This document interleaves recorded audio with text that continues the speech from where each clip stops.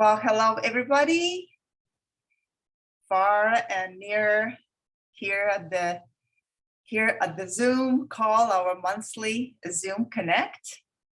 I am so happy to be here, and looking forward to this wonderful opportunity to, again, be present, be at home, be on Zoom, and welcome everybody who is following me. I'm very grateful to also kind of encouraging me to continue staying connected with my community of the Feng Shui people who are fond of Feng Shui, my clients, my colleagues, anyone who is interested. So welcome. Once again, my name is Ayalita Lito. I'm a Feng Shui practitioner based in Northern California, but believe it or not, I do travel all over the place, and it's quite a journey, especially this year. As always, we're gonna have around 30 to 45 minutes. We'll be discussing the subject of the Feng Shui. I will share some astrology aspect of day selection for upcoming months of the end of November and December. Then I have also a very interesting kind of discussion to share with you regarding the chi notes, as well as some elements. And those who might notice today, I have a little bit of the more Latvian attire because there is a great celebration. November 18th is officially Latvian Proclamation Day. It's Independence Day. Those who follow me on Facebook might saw some posts where today would have been 103 years since Latvia got their independence. And I'm very proud. So I'm very proud, native Latvian, to celebrate along with everybody. All right. Any questions, any comments, any wishes? Everybody's kind of quiet. Shall we begin? All right. I'm going to start sharing my screen of the presentation.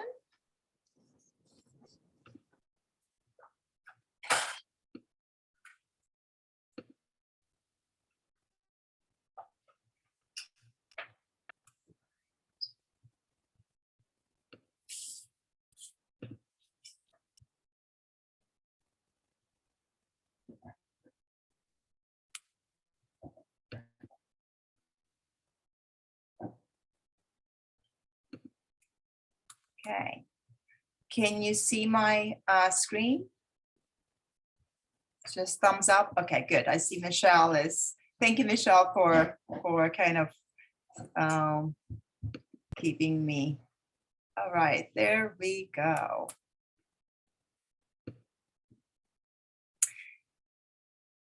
Wow, what a month has been. So once again, 18th of November. It's how, like I say, it's better later than never. And as we know, Thanksgiving is approaching so rapidly, quickly. So this is one of the, I guess it made me laugh. Hopefully you can follow the suggestion for Thanksgiving and maybe save a turkey or two and order pizza instead. So why not, right? So today's subject and agenda. So we're going to talk about Chinese astrology very briefly. We'll be happy to share lucky days for date selections in November and December. Then I will follow to talk about, today we're going to enter the subject about Big Dipper and Feng Shui and some correlative aspect of this element. Then I will also share some news about the Little Monks Project. There'll be time for questions, answers, and announcements and news.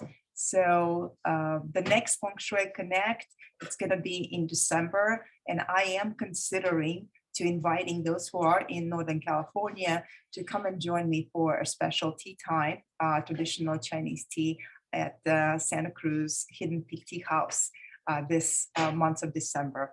So I will keep posted on a future on the next newsletter. Okay. How many of you have filled out or remember I shared the quiz last time in October, and the quiz had some, some interesting questions regarding what makes you feel at home, what is how do you make yourself feel comfortable, how do you arrange your surroundings, what makes you feel safe, makes you feel free, what makes you feel alive, what do you wish you were doing more of. So did anyone have maybe any questions, would love to share any insight, any aha moments? Anyone at this point? Feel free to use the unmute yourself, or I can do the same. What I find, maybe I will share my personal, the aspect of what makes you feel at home, especially being a native Latvian and being born and raised, on the other side of the world. I remember the early days and early times where connecting to community, especially when you're the outsider, and for me to connecting to my Latvian fellows who spoke the language was very important, was actually very nurturing. Having the of course photos of your grandparents, of having photos of your parents, obviously that is very common to each of us to connect to the land. Sometimes very special artifacts, like for me, this particular Lielvārdes Josta is very special as well, where I do hold and treasure and take to everywhere when I go. Let's say when I'm next time move, it's almost like this is my sacred kind of belt of containment. Has a lot of information that's not only related to me personally, but it also relates to the whole nation of Latvians. So I believe they'll be happy to know also when you do refer to your heritage and when you are connect to land, or what brings your kind of sense of belonging. And I think this question number one is directly relates to home. So when we have a physical connection, when we have intellectual and spiritual connection, this will be just one of examples for me, how I carry the home. It's not always as a physical structure is necessary for us to feel at home. We can also be immersed in a song or in a dance or in a folklore, a language, just like having conversation is your native tongue. That's all is adds this aspect of value of belonging and being at home. So going back, or as I always love to share what's coming up in November. This, as you know, 18th, 19th, and 20th, this particular weekend or this week is extremely important. And I highly recommend, if you do have any work or any job, anything in the motion, put a full kind of energy towards that. It's going to give a very good timing of wrapping things up. Also, gives you get a sense of accomplishment. So however your workflow takes place, take advantage of this particular week, and kind of look forward to the Thanksgiving, before Thanksgiving. This will be really, really good auspice of, as I said, especially tomorrow, Saturday, Sunday. Don't be shy. Don't be shy to kind of energetically put the things in motion. December is interesting as well. We still consider this is a month of within the COVID, and it was a shelter in place, and different places in the country and also in the world experiencing this time frame differently. Of course, especially things that depend on events and gatherings, it might not be so elaborate, so vast like in the past. This allows us to really deeply connect to the opportunities that typically what this month of December should be. It should be on a deep reflection, yin aspect. What I mean by that, I think this is a wonderful year to go back and actually handwriting the cards, the handwriting the call, or making pick up the phone and calling your loved ones, having the connection, verbal connection when we are not physically able to visit each other. This is the great opportunity. Even like use the technology and record your greeting, record your video greeting, and bring your voice, because voice is also vibration. Voice is also energetical aspect of how we can stay connected.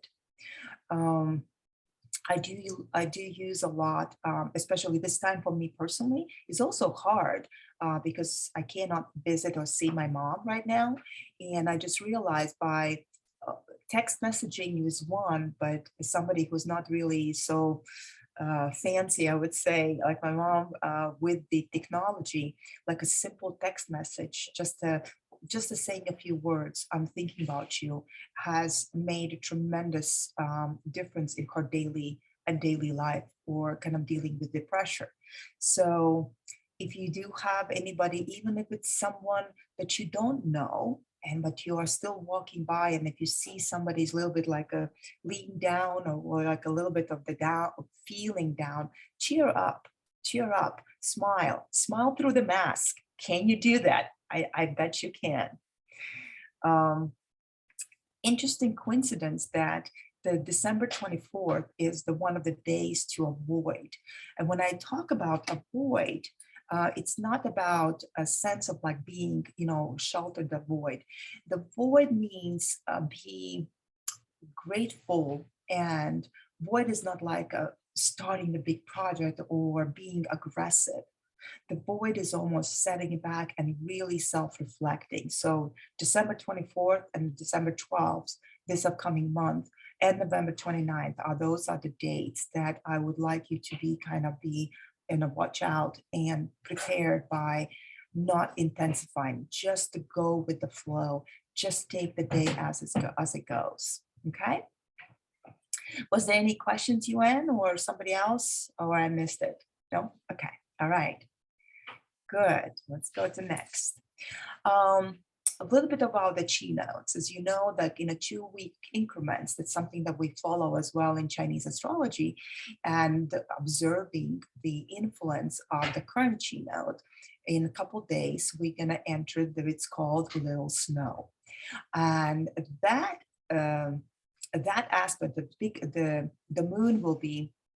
And so according to the lunar calendar, it's going to be the 10th moon, and the Dipper, the Big Dipper, is going to pointing to the pig. So pig, I mean, in the, where's my compass? Where did I put my compass? Oh, there it is. Okay.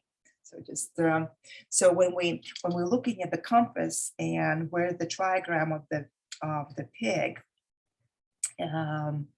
So that's where the Big Dipper will be. It's more like towards the northwest, just the high, or yeah, northwest, northwest 3, northwest 2, and partially to the north. So I'm just going to showing it off here. Well, what is our conduct? So obviously the chi, something like regarding to the chi notes, was more useful observation that would in agriculture would observe and notice certain things, certain things, when is the first snow. And I love how the Chinese folklore describes when we do see the privilege of the first snow. It's like a young princess. It's the beauty of the freshness and innocence that is just lingering around on the surface of the ground. But it's also very short-lived. It's not there to stay. It just gives you the glimpse of introduction, the young princess of fresh snow is giving you the freshness way. what in the practical aspect, when the winter goes cold, and it's also in sensations of how we mature, how we take the observation of our year, that I mean, I can personally cannot believe that it's already it's Thanksgiving. It's like, I mean, where did these 11 months went? How fast it go? Um, I I absolutely serious. I want to take a pause, and I want to count 1, 2, 3, 4, 5, 6, 7, 10. It's just, it's unbelievable how fast, how much, how fast it really went. So when we look at the month that coming up, and especially if we are in a keynote of the pig, um, I always associate that with alchemy, with the greatest alchemy that it gives. This is an opportunity to um, settle, reflect, and kind of withdraw the the best outcome. What has been the best of the best during this keynote? As I pointed out in my notion today, when we talk about the how the Big Dipper, uh, how the constellation, the Big Dipper. I hope everybody recognizes the Big Dipper in the sky. Do you? Yeah, I hope so. So just make some kind of if you reveal the slides, you will see how the part of the tail and how the part of the cup of the Big Dipper is right there, and is one of the constellations that we can recognize the stuff in the sky.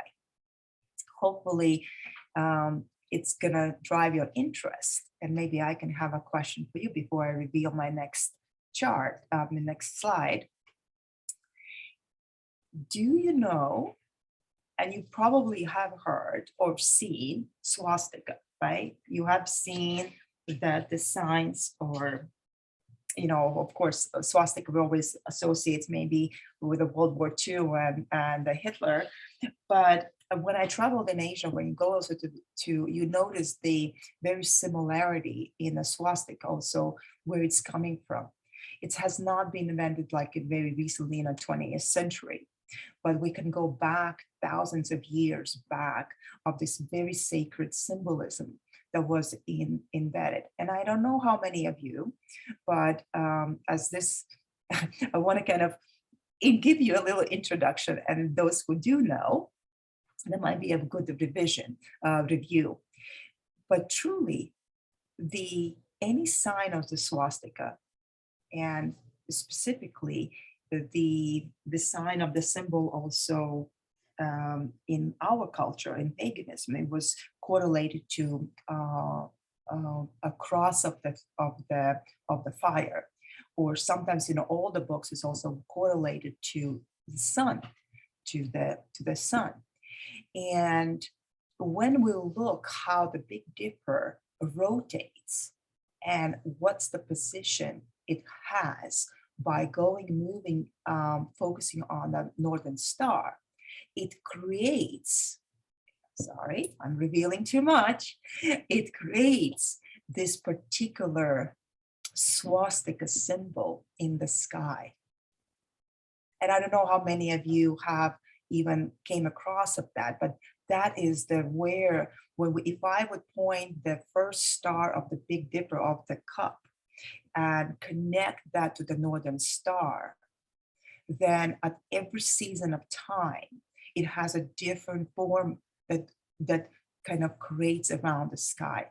And that kind of the pattern, the shape, how it rotates over and over and over, it imprints or gives us a notion, where are we in the season and what should be our conduct. So there's for example, if you can see during the summer, the cup is upside down. During the winter, it's actually kind of, it's holding it like we have a harvest and we're holding on to it.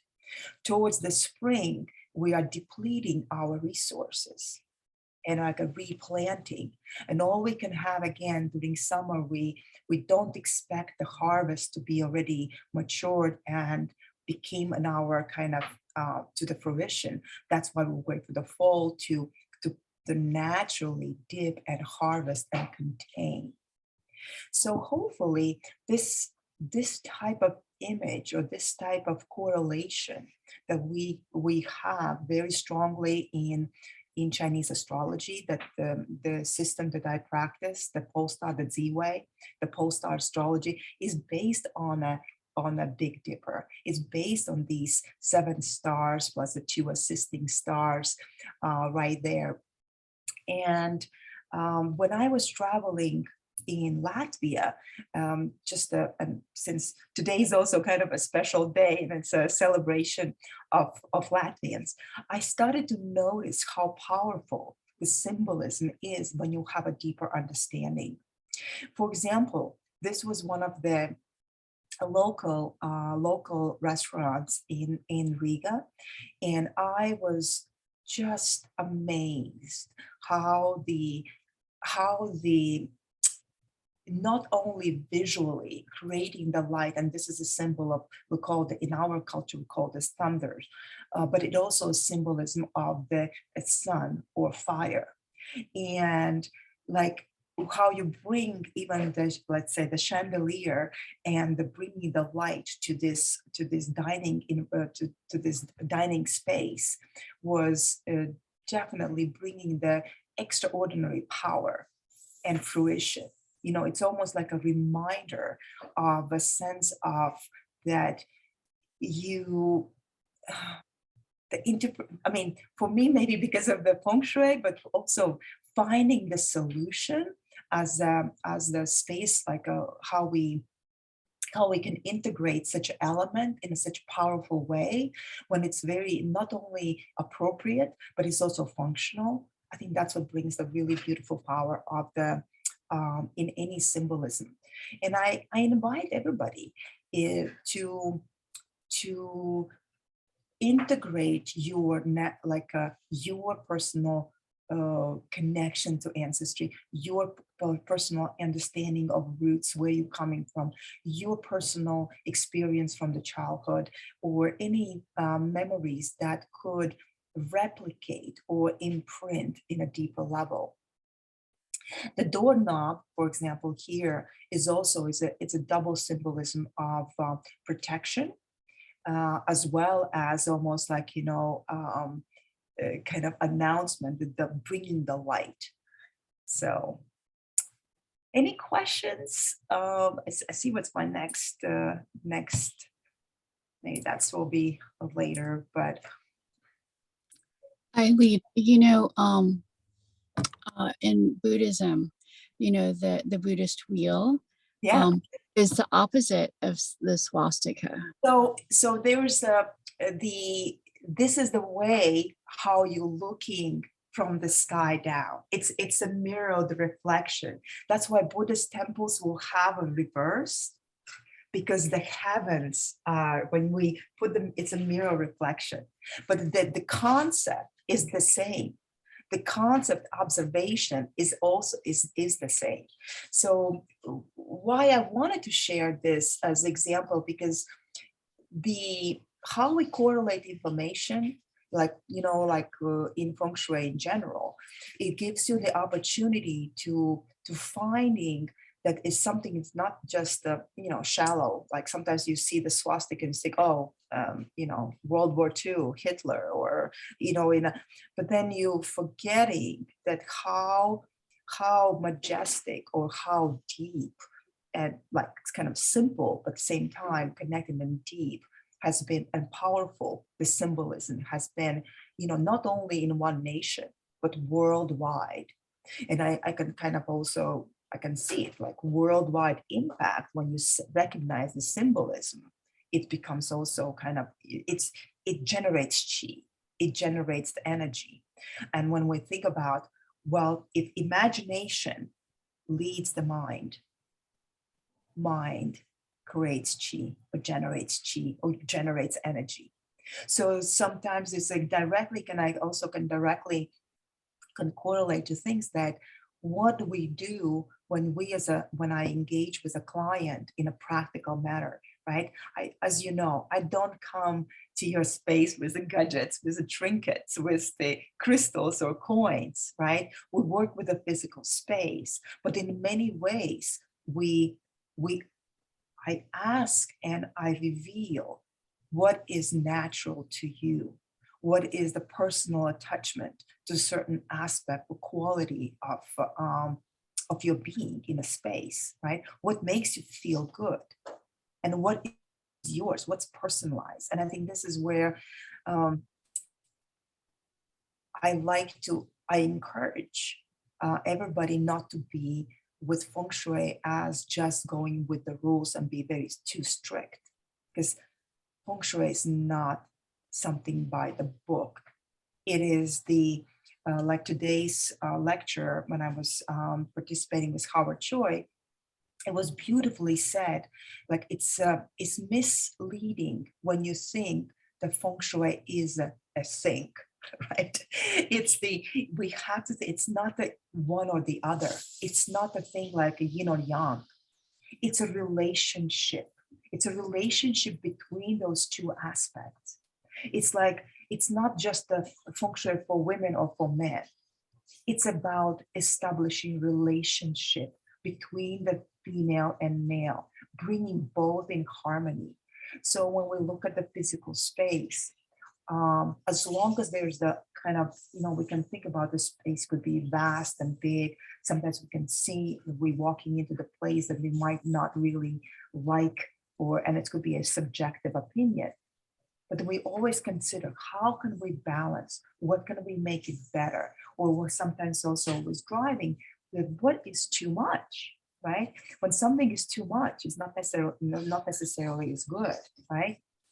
So yeah, I don't know where I was going with this, but my passion for, I guess, for classical feng shui, and also kind of avoiding, or maybe, advocating that don't create a fear-based analysis in when you do apply it. I just recently had a phone call and I was exactly the same things like, well, shall I buy this house? Because as soon as I open the door, I see the kitchen. As soon as I see I open the door, I see the back of the house. I said, no, it's okay. If you see the kitchen, are you generous enough? If you see you just have to be prepared what it means in feng shui to experience, right? So going back to any other comments, any other thoughts? So far, so good. Gosh, it's already 5:35. Oh my God. Okay, going back to my presentation. So once again, so now I hope you see the correlation, and maybe now when you look at the night sky and you see the cup of the seventh star, the Big Dipper, that's gonna give you during the winter time, even if it's dark, it may be sometimes not so clear, that dreams to this remember, it brings the abundance.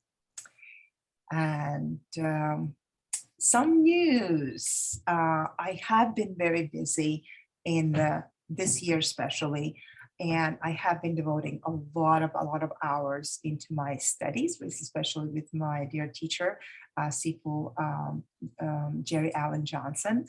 And one of the things I would like to, and I'm honored to share, and I would want to stay humbled, but I did finish and I got the ordained priestess of Christian mystical arts.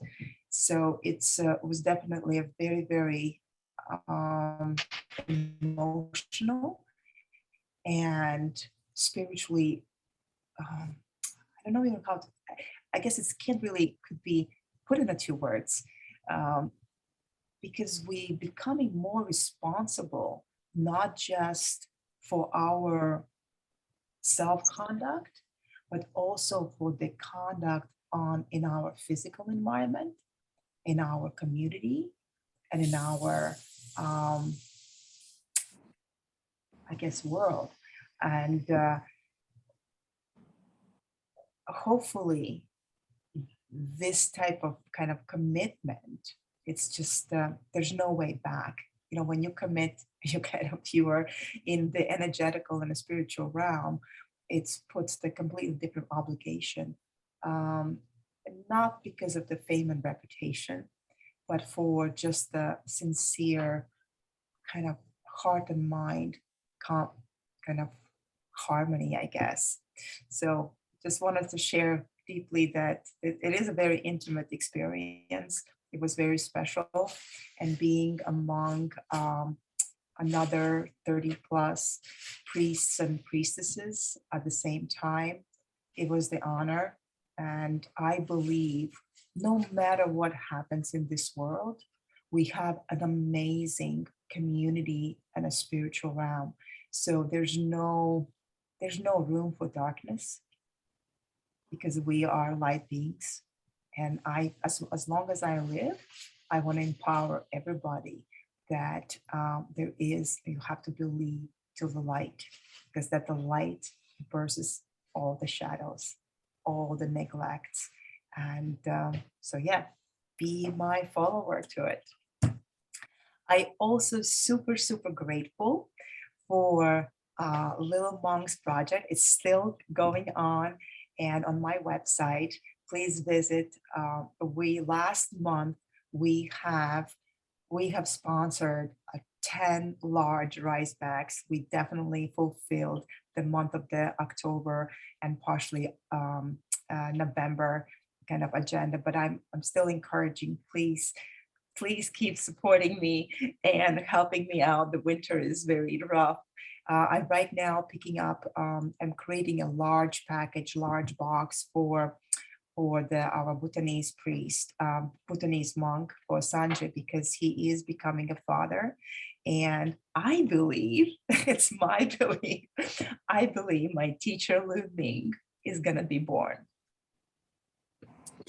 Oh, yay. Yeah. So that's a greetings for Thanksgiving. So remember, I still love the last fall leaves that we have in and again, this is both from Utah. Those who can have a chance, always go back to Utah if you can, because it was so beautiful.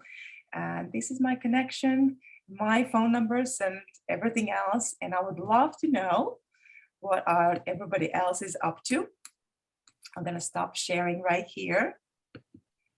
Is there anything new that I should know about your spaces, about your experiences? Anything that you would like to share? I see there's a comment. Thank you, Michelle. Thank you for a note. Anyone, maybe something that has been unanswered, something's exciting that you would like to share, feel free. Well, okay. We just got a new water heater, tankless water heater, yay. We're going to get tented because of termites, boo. Neil is working, yay. And yeah, I'm super proud of you and just wow on becoming a priestess. Great work. Thank you. Don't put me to work. What kind of work do you want to do as a priestess? Well, so we are legit. We do the house blessings and baptism and all that. I mean, by nature, it's whatever you ask, whatever, if that's what you believe, because there's no any specific it's not a rigid by a specific lineage. It's the lineage based on a true Christian,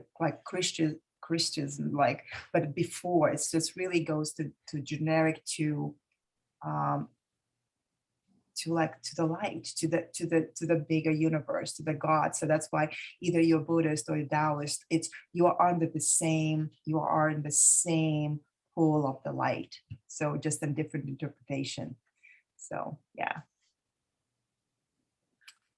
Thank you, Steve, for joining me. Like I see there's somebody from Texas now.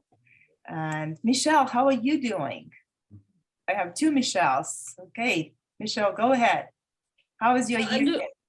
It's been good. Yeah, it's been good. I've definitely noticed like you've been saying, this ox year for me has been very, like, I want to say frustrating a little bit, because it's like I want to move forward and make all this progress, and I just keep feeling like how you've been telling us, like the ox energy is just saying, just slow down and wait and be patient, and do your rituals and your routines, and so that's really helped me, hearing your words throughout this year. It's helped me to really make the most of this energy of this year and to not get frustrated. So that's been really great for me. Wonderful. Yeah, and again, the reminder, the year of a tiger is gonna, based on the lunar aspect, is gonna hit on February 1st. Okay, so it's gonna be definitely the year for recognizing your spiritual aspect. If we're gonna be challenged, it's not gonna be challenged physically. It's gonna be more tested in a sense of, where we are energetically and like in a spiritual realm. What is our human conduct? How kind we are, how persistent we are, how patient we are. It will be diminishing our ego over and over and over. How quickly can we forgive? How quickly can we change from being upset and forgive ourselves, forgive if there's a situation, how quickly? Because it's not about the timing. Like, let's say I get upset and get frustrated and I hold for maybe a year or 20 years not talking to a parent or to your sibling or to your best friend. The key is to pivot as quickly as possible. And when I realized that that's the biggest difference between a absolutely enlightened person and again, a human being, and it's from the birth, is really how quickly can we forgive and forget, how quickly can we adjust, how quickly can pause, not to be reacting, but be actually observing the situation instead. So all these teachings are just kind of coming together, and I know the world is frustrated, right, because of these restrictions and freedoms, but at the same time, I look back and I just think, like, I can still inhale and I can still exhale. I can still do this very basic thing, and I can still kind of refocus or redirect my mind, what I want to feel at heart. That's our choice. And I think the COVID being said is like right now is teaching us. It's like the reality is a reality for everyone.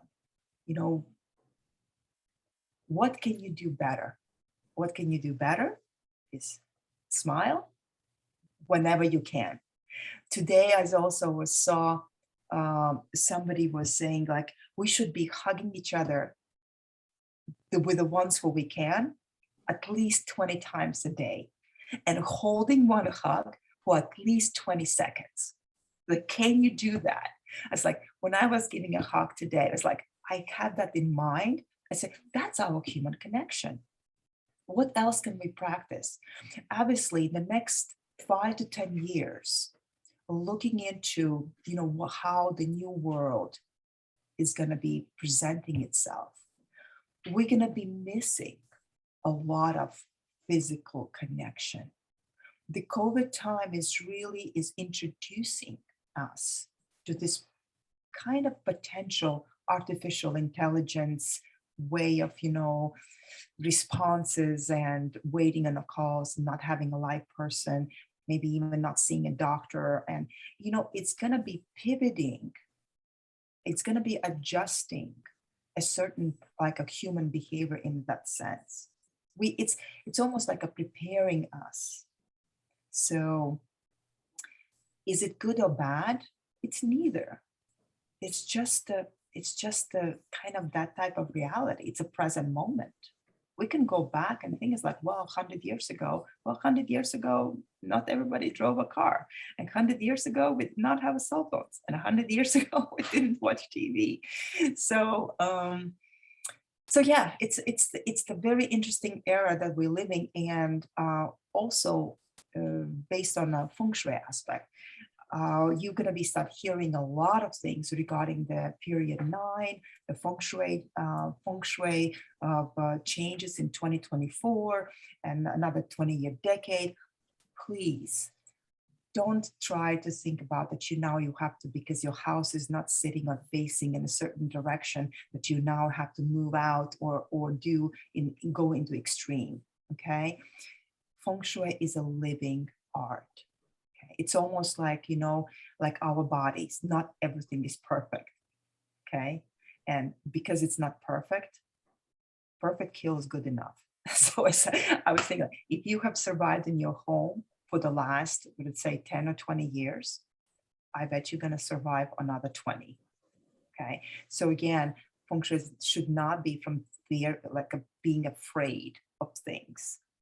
That's why it's a living art. We're always finding solutions and ways to enhance things, right? It's almost like how we adjust the body, right? I can look at my childhood picture. I can show you right now. I having my picture is my grandma right here, right? And it's like, well, am I recognizing myself? Yes. But I know at some point I'm gonna be here. And then what?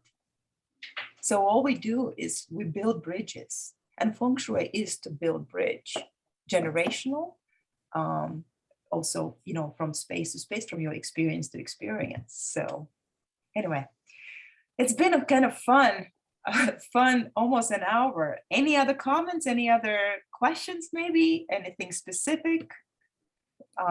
This is a time, you have me, I'm here.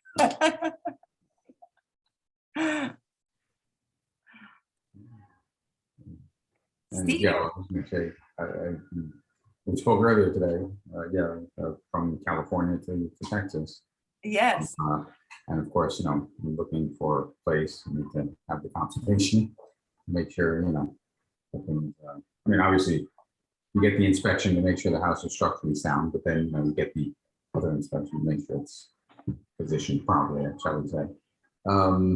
But then make sure it's the best it can be. And then they were saying the coming years, when you're buying the place, you have to think, years in the future. And the ox year, it wasn't easy to move. We want to sell the house, considering what we did to it. And everything. But it's like you get enough nudges in one direction eventually. Right. So if I may share with others, Stephen, right? So we met in 2015. Am I right? 6 years ago. Yeah, it was about 2014. Yeah. Yeah, 14. So that when Stephen was moving to the new house, and I think doing the renovation, we got in the house in 2012. 540,000 for 1,000 square feet. Yeah, and truly the main priority was just to kind of figuring out if the house is good. And remember, I said, well, you don't match the house. So it's like, oh, you don't. I was like, well, don't take it. This is not neither good or bad. It's just the is, right?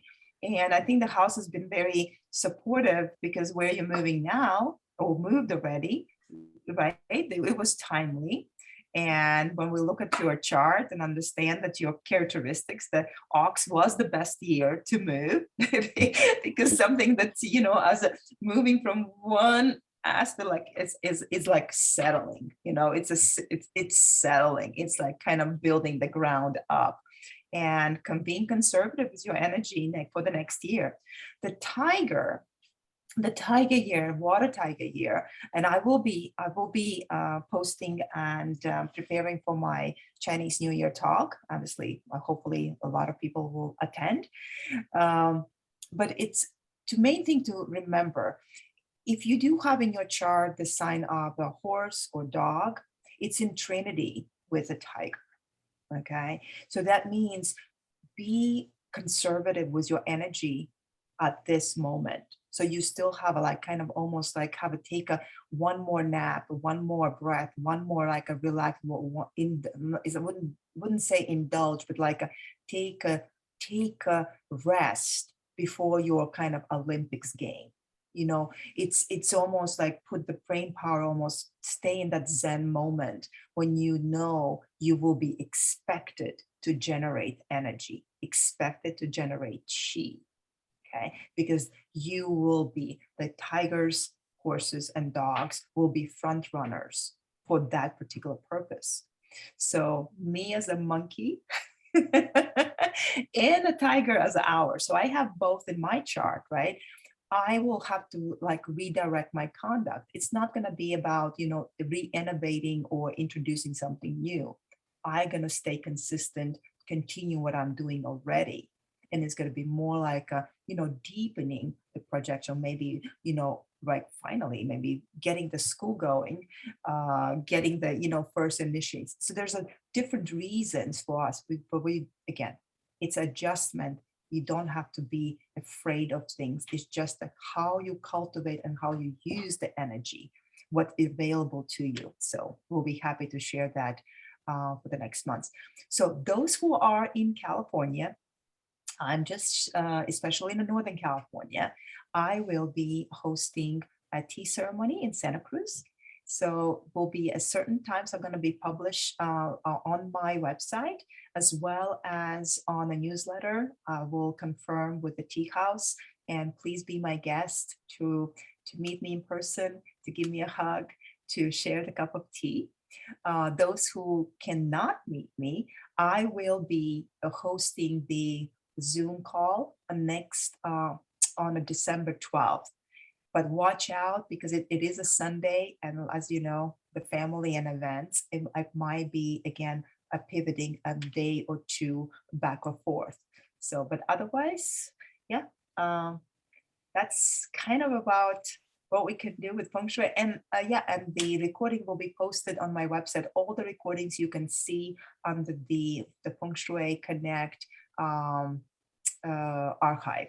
Okay. Thank you. You're very welcome, and stay well, choose pizza, not turkey. Are you vegetarian, Ailita? Okay, so Happy Latvian holiday to you. thank you so much, Michelle. Thank you. I am vegetarian when I'm in the practice of things. So it's very interesting that we learn that being vegetarian is very profound practice when you manifesting, let's say, opening the third eye, and when you are doing like kind of more meditative, more high kind of spiritual practice, and that's when you want to be like either fasting and so on. Not necessarily. I personally am not a rigid vegetarian, but I'm in a full respect to that. Of course, my teachers, those, I think the teachers, there's a patterns, and it's interesting to learn. So we don't have to be judging or judgmental about it. So yeah, what I do highly recommend, always pray for your over your food, because that's one thing. I don't know what you see right now. It's like my screen kind of kind of disappeared. What's interesting to practice, what you can, when you are in a restaurant, when you are in anywhere, maybe when you receive anything or being served to you, you want to kind of energetically kind of have alignment and purify that. You kind of want to reset the energetical that is nurturing you, because just in case the cook was upset, or just in case something was not, you don't want to take that energy aspect and indulge or take it in, because it's even non-tangible, but it could affect us. So to neutralize, that's what's one of the things, very simple, just make an offering.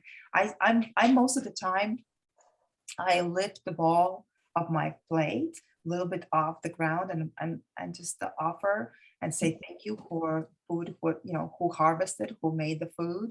Going to release all the upsetness and gratefully say, let's be like, nurture my body, my spirit body, my energy body, my physical body, and gratefully say thank you. So it could be anything in that sense. The same thing is like when you receive money. I don't know if you know that, but I never give money, like especially when you exchange cash, hand in hand. Reset, like like put it down on a table or put it down on a dish. Never give like, or of course, if you have an envelope, you can give it an envelope, but there's something in energetical exchange, because what if somebody is kind of feeling like, oh, maybe you don't deserve this money, I'm just giving to you. So you don't want to adopt that kind of the intention. Okay, it might not be even vicious, but it might still be in effect if your field is a little weaker. So anyway, these are kind of a few tips that if you can apply it, then let me know. We'll be happy to share more. All right, well, happy holidays, and looking forward to see you on next month. Thank you. Take care. Bye. Bye.